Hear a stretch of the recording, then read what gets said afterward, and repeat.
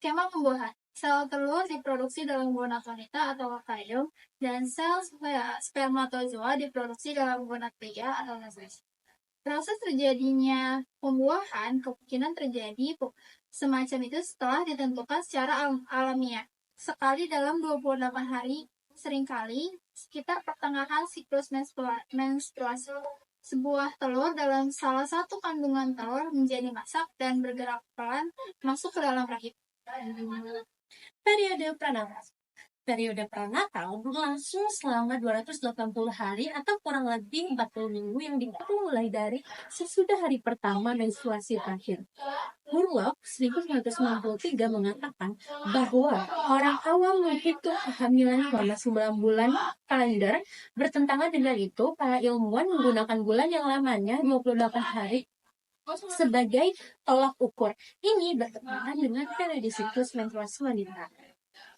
Yang pertama ada periode germinal. Periode germinal merupakan periode awal perkembangan prenatal yang berlangsung pada 2 minggu setelah pembuahan. Ini meliputi penciptaan zigot, dilanjutkan dengan pemecahan sel, dan melekatnya zigot ke dinding rahim. Sekitar seminggu setelah pembuahan, zigot terdiri dari 100 sampai 150 sel. Pemisahan sel telah dimulai ketika lapisan dalam dan lapisan luar organisme terbentuk. Blatosis adalah lapisan dalam sel yang berkembang selama periode germinal. Trofoblast ialah lapisan luar sel yang berkembang selama periode germinal. Sel-sel ini kemudian menyediakan gizi dan dukungan bagi embrio. Implantation adalah melekatnya zigot ke dinding kandungan dan berlangsung sekitar 10 hari. Yang kedua adalah periode embrionis. Periode embrionis merupakan periode perkembangan prenatal yang terjadi dari 2 hingga 8 minggu setelah konsepsi. Selama periode embrionis, angka pemisahan sel meningkat.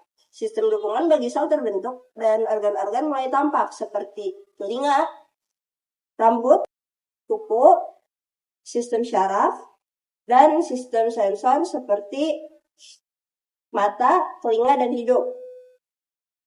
Selain itu, terbentuk pula sistem dukungan kehidupan bagi janin yang merupakan ari-ari, tali pusar, dan aminon. Ari-ari adalah suatu sistem dukungan kehidupan yang terdiri dari sekelompok jaringan yang berbentuk piring dan di dalamnya ada pembuluh darah dari ibu dan anak mengait tetapi tidak menyatu. Tali pusar adalah suatu sistem dukungan kehidupan yang mengandung 2 pembuluh nadi dan 1 pembuluh vena yang menghubungkan bayi dengan ari-ari. Aminon merupakan suatu keranjang yang berisi cairan bening yang di dalamnya embrio yang sedang mengembang. Yang ketiga, periode fetal. Periode fetal merupakan periode perkembangan prenatal yang dimulai dari 2 bulan setelah pembuahan dan pada umumnya berlangsung sampai 4 bulan. 3 bulan setelah pembuahan, panjang janin kira-kira 3 inci dan beratnya kira-kira 1 ons. Janin semakin aktif menggerakkan tangan dan kakinya, membuka dan menutup mulutnya, dan menggerakkan kepalanya. Wajah, dahi, kelopak mata, hidung, dan dagu dapat dibedakan. Demikian pula dengan lengan bagian atas, tangan, dan tungkai. Serta alat kemaluan dapat diidentifikasi sebagai laki-laki atau perempuan.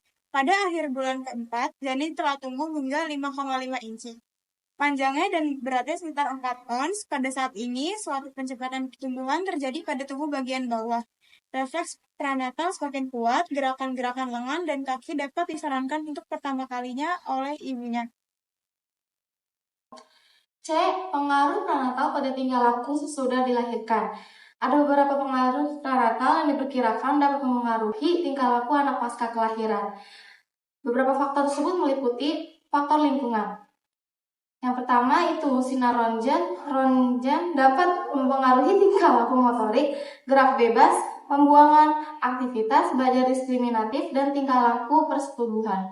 Yang kedua, pemakaian obat-obat penenang seperti softenol atau thalidomid dapat mengakibatkan cacat berat.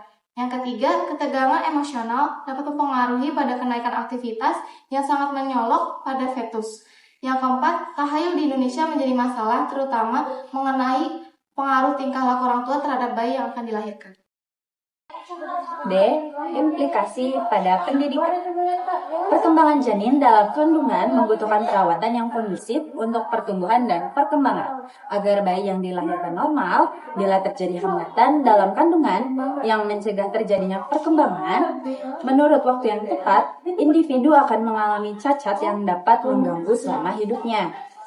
Menurut Rayburn dan Carey tahun 2011, ada beberapa gangguan medis selama kehamilan, antara lain diabetes, obesitas, hipertensi, preeklamsia berat atau eklampsia, penyakit jantung, dan lainnya.